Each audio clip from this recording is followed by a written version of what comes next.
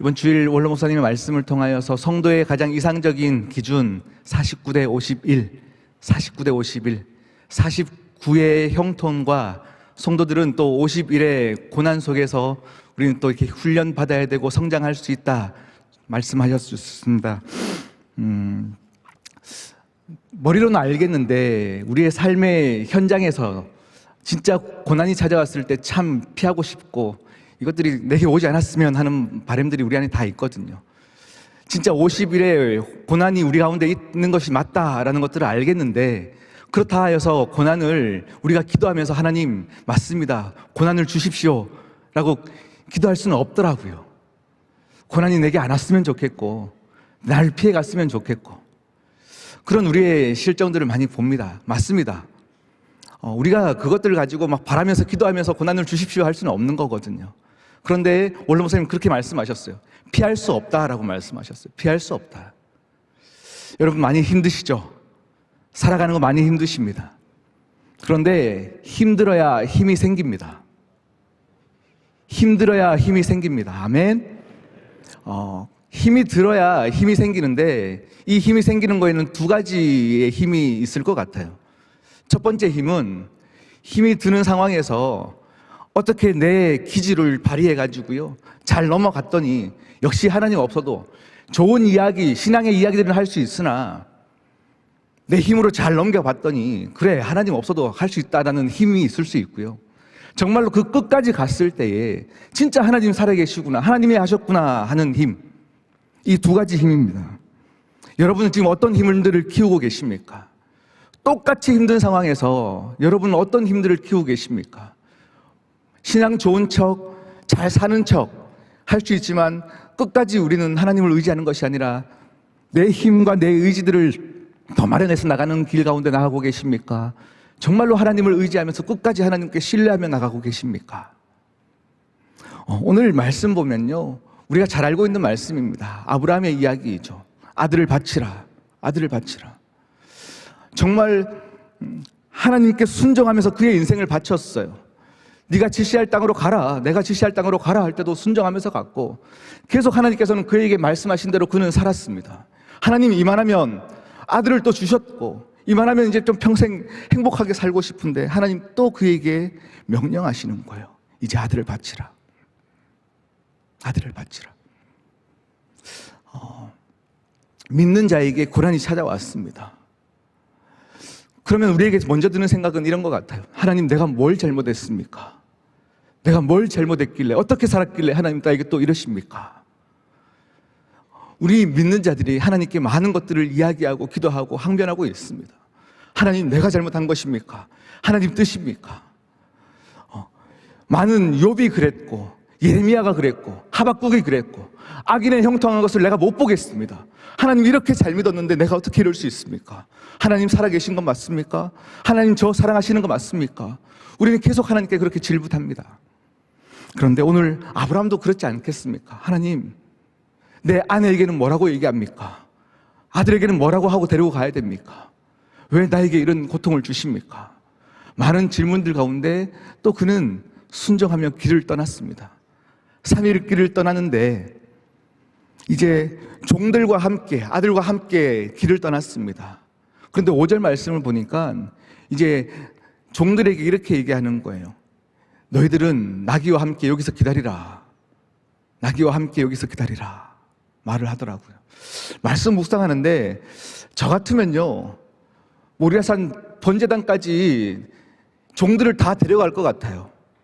종들을 다 데려가서 내 아들을 꽁꽁 묶을 때 종들이 이렇게 말할 것 같아요. 왜 이러십니까? 왜 이러십니까? 아들을 왜, 이삭을 왜 여기다 묶으십니까?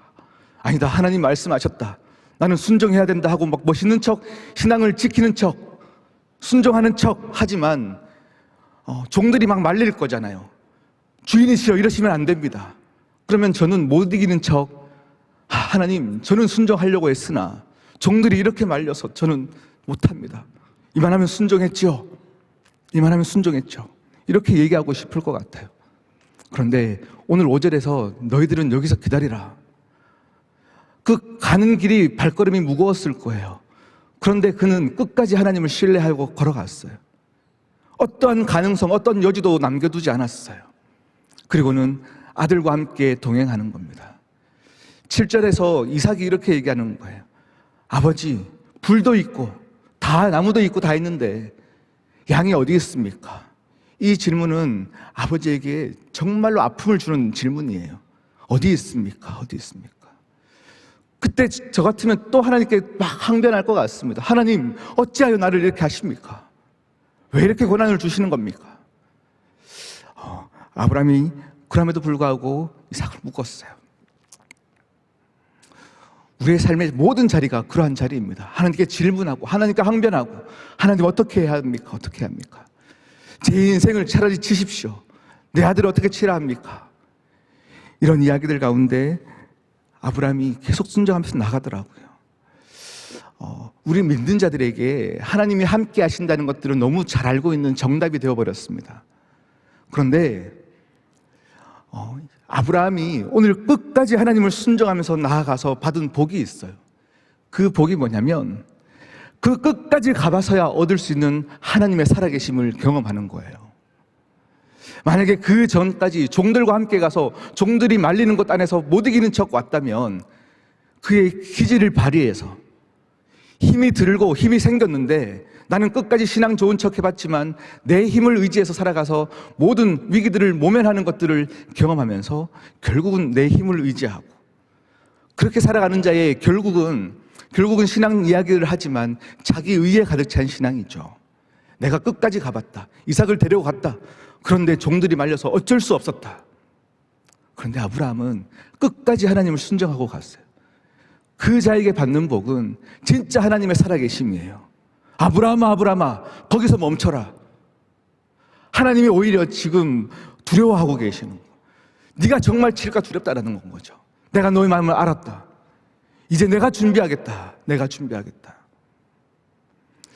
아브라함이 받은 복은 계시의 눈이 열리는 거예요. 하나님이 살아계신들을 하나님께서 친히 보여주고 계시거든요. 끝까지 가서야 받는 복이 바로 이거예요. 우리의 상황에도 마찬가지입니다. 너무 힘들고 너무 지치고 하나님 안 계신 것 같은데 우리의 삶의 자리도 여전히 너무 녹록치 않은 그 자리 가운데서 하나님은 계속 우리에게 요구하십니다. 고난의 자리를 허락하십니다. 시험하시는 것 같습니다. 하나님 어떻게 이럴 수 있습니까? 그런데 그 자리를 믿음으로 신뢰하고 걸어가야 너무 외롭고 힘들지만 걸어갔을 때 우리도 하나님의 살아계심을 목도할 수 있는 줄 믿습니다. 저도 학창 시절 때 저희 아버지께서 사업을 하셨는데 사업이 갑자기 부도가 나버렸어요. 부도가 나고 이제 빚을 갚아줄 보증서 주는 이가 없으니까 그게 자녀들한테 빚이 다 넘어오더라고요. 연대보증으로 저의 이름 앞으로도 많은 빚들이 생겼습니다. 은행에서 계속 빚 독촉 전화가 오고 있어요. 그리고 결국 집도 경매로 넘어갔어요. 그 통보 전화를 어떻게 하다가 제가 받았는데 그날은 부모님께 말씀을 못 드리겠더라고요. 그냥 혼자 교회 가서 그 지하에서 펑펑 울면서 하나님께 원망했습니다. 하나님, 어떻게 이럴 수 있습니까? 우리 부모님 그래도 하나님 평생 하나님 섬기면서 이렇게 지내오셨는데 하나님 어떻게 우리 가정에 열심히 섬긴 그 섬김 가운데 돌아오는 게 집 경매로 넘어가는 겁니까? 이걸 어떻게 부모님께 얘기합니까? 막 하나님께 따지고 묻고 항변했던 것 같아요. 그리고 그 다음날 어머니에게 용기를 내어 말씀드렸어요. 엄마, 나 어제 이런 전화 받았어. 우리 보름 뒤에 집 빼래. 말씀을 드렸어요. 그런데 그때 아버지께서 사업은 부도가 나시고 너무 힘들었는데 또 제가 어릴 적부터 섬겼던 이제 모 교회, 고향에 있는 교회가요. 건축을 계획하면서 아버지께서 또 건축위원장을 맡고 계셨던 상황이 같이 맞물려 있었습니다. 그런데 어머니께서 저를 이렇게 꼭 안아주시더라고요. 힘없이 어머니 품에 안겼습니다. 그리고 어머니께서 기도를 해주셨어요. 두 가지 기도를 하셨는데 제가 어머니 품에 이렇게 안겨가지고 기도를 듣는데 어머니 눈물이 제 목덜 밑으로 툭툭 떨어지면서 기도하셨어요. 하나님, 못난 부모 때문에 우리 성현이가 너무 큰 상처를 받는 것 같은데 이제 하나님이 이 아들의 부모가 되어 주십시오. 이걸 기도하시더라고요. 그리고 두 번째 기도가 뭐냐면, 하나님, 우리 가정의 이 어려움 때문에 아버지가 교회를 하시면서 시험 들지 않게 해주십시오. 이걸 기도하시는데요. 당장 집이 경매로 넘어가고 아무것도 없고 저희 이름 앞으로도 제가 갚을 수 없을 만큼의 빚이 생겼어. 저는 우리 가정을 향하여서도 제 인생을 향하여서도 이미 사형 선고를 내렸습니다. 난 끝났다. 우리 집안도 끝났다. 라고 포기하고 좌절한 저에게 어머니의 믿음의 기도는요, 그 품에 안겨 있는데요, 행복하다. 행복하다. 눈물이 뚝뚝 떨어지면서 어머니께서 믿음의 기도를 하고 계시는데, 어떻게 지금 이 상황에서 믿음의 기도를 하고 계실까? 행복하다. 이런 감정이 들더라고요. 20년의 시간들이 쭉 지났습니다. 지금도 많은 사람들이 저는 청년 사역을 계속 하다 보니까 청년들과 수련회를 가면 인생에서 언제가 가장 행복했습니까? 언제가 가장 불행했습니까? 이런 질문들을 하고 답을 하는 시간들이 있어요. 제 인생에서 가장 힘들었고 어두웠던 시간들은 그때예요. 점심을 먹으면서도 저녁은 먹을 수 있을까? 막 걱정하면서 먹었던, 가장 어려웠던 그 어두웠던 시절. 그런데 그 어두웠던 시절이 이미지로 남아있는데 어둡게 남아있지 않고 어머니의 믿음의 기도 때문에 행복하게, 따뜻하게 남아있어요. 여러분의 많은 고난의 행군들 가운데 끝까지 믿음으로 나아가면 그것들이 자녀들에게 아름답게 선물되어지는 것입니다. 그 아름다움이 믿음의 계승으로 이어서 자녀들의 삶 가운데도 예상치 못했던 고난 속에서도 그 이겨낼 수 있고 견뎌낼 수 있는 힘을 가질 수 있는 거예요. 결국 힘이 들어야 힘이 생기는데, 그 힘이 무엇이냐면 절망을 해석할 수 있는 힘이에요. 고통을 이겨낼 수 있는 힘이에요. 아무리 어렵고 사망 선고 내린 내 인생 가운데 옷자락 붙잡는 힘이에요. 그것들을 우리 자녀들에게 물려주시기를 소망합니다. 우리 믿음의 사람들에게 우리의 결국은 행복할 수밖에 없어요. 왜냐하면 하나님은 선하시거든요. 하나님은 선 자체이시거든요. 하나님은 우리를 그냥 그렇게 죽이시지 않더라고요. 결국은 아름다운 열매를 맺게 하셔요. 그런데 믿는 자들에게 하나님이 요구하시는 건 뭐냐면 그 과정이에요. 어려운 순간을 계속 지나갈 때에 계속 믿음을 선택할 수 있냐, 이거를 계속 묻고 계시는 겁니다. 우리의 결국은 아름다울 수밖에 없습니다. 아멘. 여전히 살아계셔서 우리의 모든 것들을 알고 계시고 하나님 보호하십니다. 함께 하십니다. 그 과정에서 여러분 계속 믿음을 선택하십시오. 더 예배하기를 선택하고 기도하기를 선택하십시오. 그래서 힘이 들 때 우리의 힘은 하나님 의지하는 것이 우리의 가장 큰 힘이 되길 줄 믿습니다. 아브라함에게 받았던 그 복, 결국 히브리서 기자는 이렇게 얘기하고 있어요. 아브라함이 믿음을 이렇게 해석합니다. 아브라함이 시험 받을 때에 믿음으로 이삭을 드렸더니, 믿음으로 이삭을 드렸더니 하나님의 뜻과 우리의 뜻이 다르지만, 우리의 뜻은 하나님 잘 믿고 섬겼을 때 복받고 행복하게 사는 건데 우리 하나님의 뜻은 다르더라고요. 이 다른 게 고난이에요. 하나님의 뜻과 내 뜻이 달라지는 것이 고난이에요.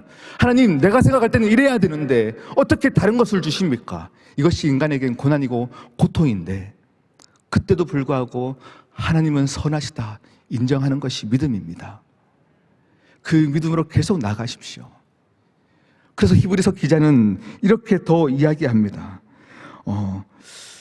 시험을 통과해야 얻을 수 있는 것들을 아브라함이 얻었다 하면서 아브라함을 향해서 믿음의 눈이 열렸다고 계속 얘기하는 것. 믿음의 눈이 열렸다. 하나님의 계시를 보게 되었다. 하나님의 살아계심을 또 목도했다. 그것을 이삭이 경험하는 거잖아요. 아브라함의 믿음, 내 아버지의 믿음 때문에 이삭이 경험하는 거예요.